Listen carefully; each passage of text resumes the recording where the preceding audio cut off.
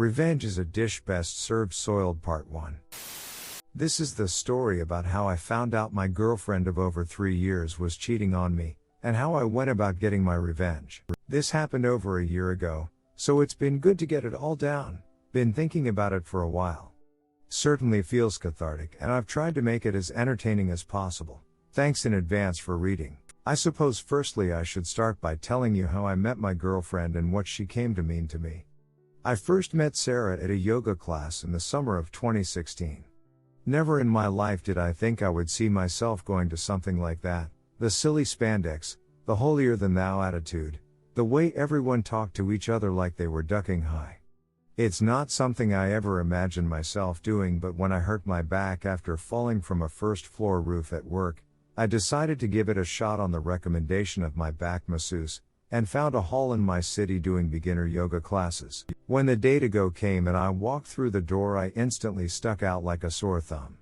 Everyone was standing around talking, dressed to the nines in their best yoga gear, while I sauntered in wearing bog-standard shorts and t-shirt, looking like someone from a cowboy flick walking onto a sci-fi movie set. I immediately wanted to about turn and leave, of course, but the woman doing the class seen the look of pure terror in my eyes and came up to me and said hello. I told her why I was there, and that I didn't feel very comfortable, but she insisted that I should give it a try, as she thought it would help my back problems, and if not, well, no harm no foul. I felt better at that point, and thought, duck it, might as well try and get my money's worth, even if I do end up looking like a diseased pretzel. It was then that I looked across the room and seen the same look of terror that I had no doubt been portraying. That was Sarah. She had not long found out she had scoliosis, after years of been misdiagnosed, and told that it was all in her head among other things. She was there with her mother, who was with her for emotional support and to see how she got on. After seeing her, I instinctively gravitated towards her in the same way that a drowning person gravitates towards a life ring thrown at them. After the yoga instructor had a chat with her, she shouted me over and said that it was Sarah's first time too, so maybe we should sit next to one another and give each other a bit of support. I said that was cool with me, and she also smiled and nodded, so I walked over. We hit it off right away. My emotions went from a bit of embarrassment to serious amusement as we both attempted to fit in with the rest of the class.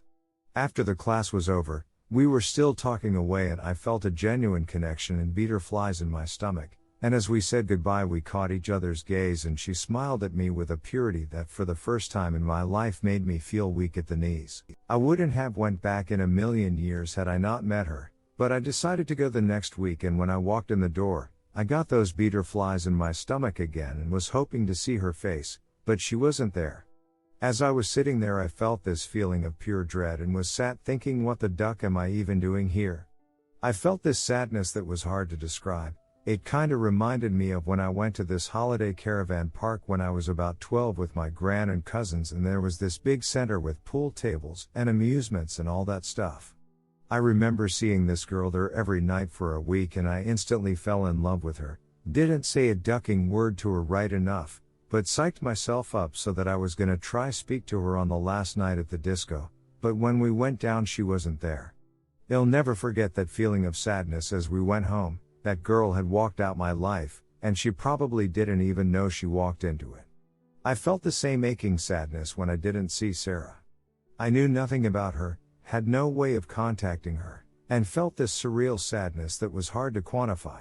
About 4 months later, I was working on a roof repairing a truss damaged in a storm when we decided to stop for a break. As we made our way back to the van, the house owner came out and asked us if we wanted cups of coffee. We accepted and she came out with coffee and biscuits. As soon as I seen this woman, I just knew her face from somewhere, but couldn't for the life of me place her. It wasn't until that night, after racking my brains, that I realized it was at that yoga hall I had seen her before, and it was Sarah's mother. The next day I was back finishing the job and the same thing happened. We stopped for a break, went down towards the van, and the woman came out asking if we wanted some coffee. After we finished up, I took the cups and biscuit wrappers back, and as I was passing them over to her, I asked how her daughter was and was she still having back problems. She looked surprised but smiled at me and said yes, then asked how I knew her. I replied that I'd spoke to her at a yoga class months back. She laughed and said she remembered me now. I then gave her a card with my number written on it and asked if she could maybe get her daughter to text me as I wanted to get back in touch with her. Shoot my shot, I thought, wish I ducking hadn't now. I got a text message that night from Sarah asking how I was and that she had looked for me again at the yoga hall but I wasn't there. Turned out she had went back the week after me as she thought it was bi-weekly. We met up soon after, really hit it off again, and after 8 months she moved in with me. She was funny, smart and sweet, as well as being the most uniquely beautiful person I'd ever met. She had a whimsical beauty to her, pointed ears and defined features. She reminded me of Ashiel or something. I truly thought I'd found my soulmate. She had moved into my home and everything was going great guns. She was on disability and got personal independence payments, and was getting steroid injections for her scoliosis, which along with painkillers and exercises were keeping her pain at bay. We would alternate the cooking, while she done the cleaning, and took care of our cat Mitzi. I was also making good money, so we were in a comfortable position financially. When I got back from work, we'd always be doing things like going out walks or the like, just always in each other's company. It was at this point I was seriously contemplating proposing to her. Things changed around Halloween 2019. Our S-time life was always very active, but there were times when she occasionally wasn't up to it, and I was fine with that. We'd work around positions that were comfortable for her due to her back problems, but I'd say in general, she had a high S-time drive. Well, around October she started complaining a lot about her back hurting more, especially just before the times we'd usually go to bed together.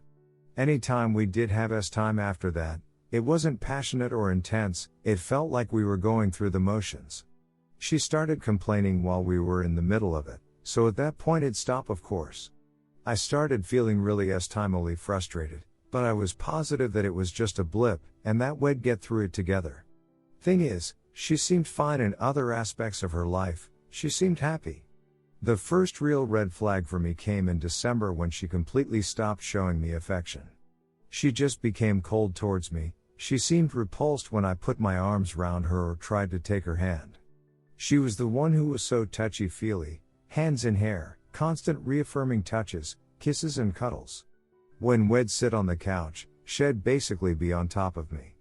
That all completely stopped. Didn't for Mitzi though. Yes, that's right, I ended up jealous of our cat. To be continued.